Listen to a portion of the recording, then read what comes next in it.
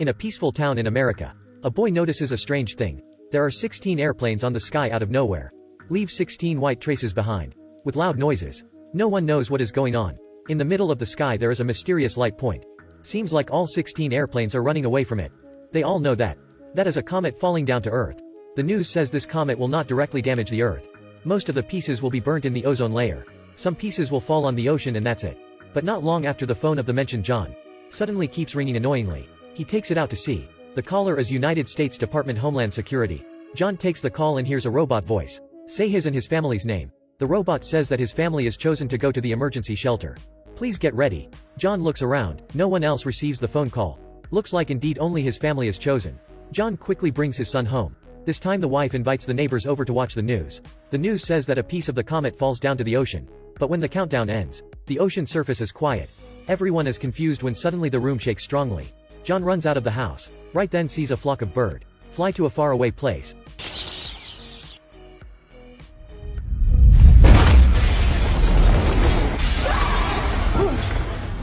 When he comes inside the house, the crash scenario is aired on the TV. A broken piece of the comet as big as a football stadium doesn't falls into the ocean, but crashes into Florida where there is a lot of people. Creates a huge radiant spread on over 2,000 kilometers. Immediately the city becomes a crematory. Everyone freaks out. This time John receives another call from Homeland Security Department. Before 9:45 p.m., his family have to hurry up to an Air Force base. Enter the emergency shelter by scanning the QR code on the phone. The neighbors all ask why they don't receive that. John doesn't know the answer. Everyone quickly comes back home. John doesn't have time to think much. He and his wife hurriedly pack their stuff. Bring along the insulin shots that Nathan needs and goes out. It's not sunset yet, but the sky is so dark.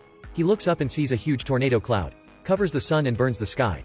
John drives away. The neighbor stops him, asks if he can save them.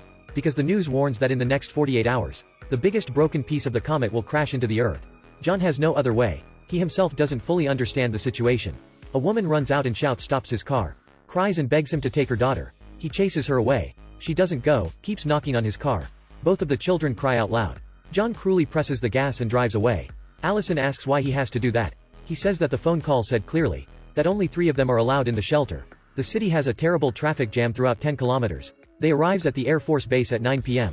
Unexpectedly the traffic jam is even worse here. Everyone gets off the car, runs to the base. Are they all chosen? No, the chosen one is the one with special jobs. After the end of the world, they are the one who can help to rebuild the humanity. For example, doctors, biologists, agriculturalists. The reason why this family is chosen is because John is a structural engineer. The end of the world is coming. Everyone is terrified, raises their hands, begs the US Army to save their lives. But the soldiers guard the gate of the Air Force base. Only allow the chosen one to enter. John desperately jostles to the front. Shows the QR code that the security department sent him, scan and pass. Finally he can bring his family in. But they only just pass the first gate. They don't find it safe. The whole family have to put on identification bracelets to identify themselves as the chosen survival. The soldiers request them to throw away the belongings. A family can only bring a small bag of belongings. They can only follow. Right then, John realizes that the insulin shots of the son is in the car. The boarding time is in 15 minutes. He tells Allison to go on the plane with Nathan first. He will go out to get the medication.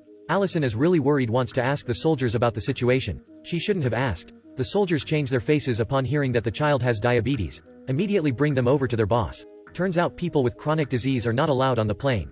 They have to make sure that the chosen ones have the highest survival rate. The child is kicked out. Allison is terrified. She tries to beg if her family member can't go on. What will she do? The boss says my family members are all not chosen. Finally Allison and Nathan are kicked out. This time all the cell phones lose signals. She can't contact John. John finds the medication but can't find his wife and son anywhere. He is driven crazy. At that time the people outside who are not chosen are more and more provoked. Not long after, there is a riot. They break through the guard, swoop in the airport. Some people even bring guns along and shoot the soldiers. They shoot the soldier who is refueling the airplane. The fuel leaks. When the bullet interacts with the fuel, the family are not on the plane. Looks like they are accidentally lucky. John runs out of the base. He finds out the note that Allison leaves in the car. Tells him to reunite with her father. Why doesn't she wait for him in the car? Turns out the child urgently needs insulin. She takes Nathan to go find the medication. Now she is in the supermarket. Everyone is stealing things in the store. She is struggling to find insulin. A lot of people with guns stomp in the supermarket. Start to kill people like crazy. Allison is terrified. She protects the son and carefully moves forward. A guy sees her. Luckily he doesn't shoot her but tells her to go quickly. They are able to get out of the supermarket. Ask a couple to give them a lift. The couple agrees. At first the couple are polite, even feed Nathan. But when they find out about the bracelet of her knowing that it belongs to the Air Force Base. It is the pass to enter the emergency shelter. They show the evil side. The driver suddenly stops the car. He drags her out of the car and takes away her bracelet. After that takes Nathan away with him. Turns out they do not have kids and wants to steal a child to improve their survival rate. Allison shouts and chases after them. She wants a lift but no one wants to stop. She runs in tears. When it's the end of the world, humans lost their humaneness. She walks a long way. Finally a good person stops the car, gives her a lift to the airport. The couple that take the boy away don't have a good ending. Their identities are revealed by the soldiers, then are taken away. Nathan is taken to the medical camp by a kind soldier. When Allison arrives at the airport, under the instruction of the soldier she finds Nathan. They hug each other tightly and sob. After that the kind nurse doesn't only provide them enough medication, but also lets them go on the army van. They pass by her father's house. It is the next day when they arrive. John is already here to wait for her. Finally the family reunite. The strange thing is there is bloody injuries on John's face. No one knows what he went through. He doesn't say a word about it. After that they still have to run away from the apocalypse. That is the last day of humanity. The sky is not blue anymore, but turns into such a scary red color. They can't stay. They decide to go to a place near the airport to see if anyone agrees to drive them to Greenland, because they hear that the emergency shelter of America are all built there. But Dale does not have an intention to go with them. He says that his wife passed away in this room, so he also wants to spend the rest of his life here. Allison can't persuade him, can only let him stay there. If a broken piece as big as a football stadium of the comet crashes into the Earth, the power will be as big as a nuclear bomb. The radiant will spread on thousands kilometers, create earthquake, heat waves. If a piece of comet that is 14 kilometers big crashes into the Earth, it will destroy a whole continent, create an earthquake on the whole world. A tide of more than 300 meters and wind with a temperature of more than 900 degrees. The wind speed will be faster than the sound speed. All the continents will be burnt in half an hour. Finally 75% of creatures will be extincted. America builds the last shelter in Greenland. The whole family decide to go to the airport. There is not even one open spot in the traffic jam. This time the warning bell rings. There will be a small amount of comet pieces fall down to North New York. The couple look at each other. Isn't that their place? They just say that. When the pieces start to fall down, a lot of cars are shattered. There are dead people. John quickly turns the car back. The comet falls down more and more rapidly. It can't be predicted where it falls or when it stops. Like the god is punishing humans. John drives into the forest, finally finds a bridge and hides under it. The comet stops when it's sunset. They are exhausted and goes out. No one survives out there. They can only see blood stains. Few hours later they arrive at the airport. No one guards this place anymore. They drive inside. The plane is not on the runway anymore. Hold up, the last plane is preparing to take off. John decisively presses the gas in the plane's direction, eventually forces the plane to stop. The pilot is so mad, John begs him to let them on. He says that the plane is overload already. John asks if it's okay for his wife and son only. The pilot agrees but Allison disagrees. After a while of arguing, it softens the pilot's heart. He lets the whole family on. The three of them squeeze in the cramped plane. Sleep in horror. When they wake up it's already morning. The plane arrives at Greenland. This place still has the color of green and blue. Even has a ice river. Everything is so peaceful. Suddenly the plane is shaken up. There is red light outside.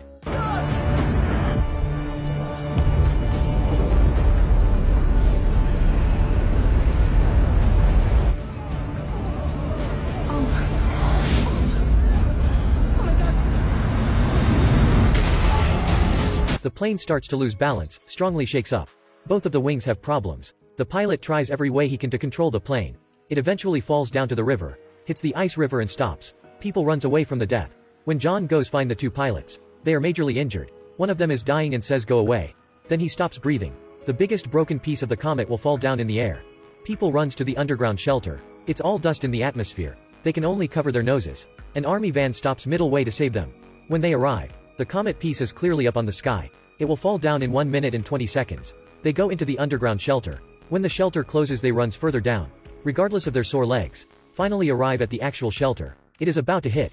The family hug each other tightly. When the countdown starts, their life flash through in front of their eyes. The earth is now rubble. Sydney, London, Paris, Canada are all dust. Only 0.9 months later, the dust fades away. The protected gate is opened.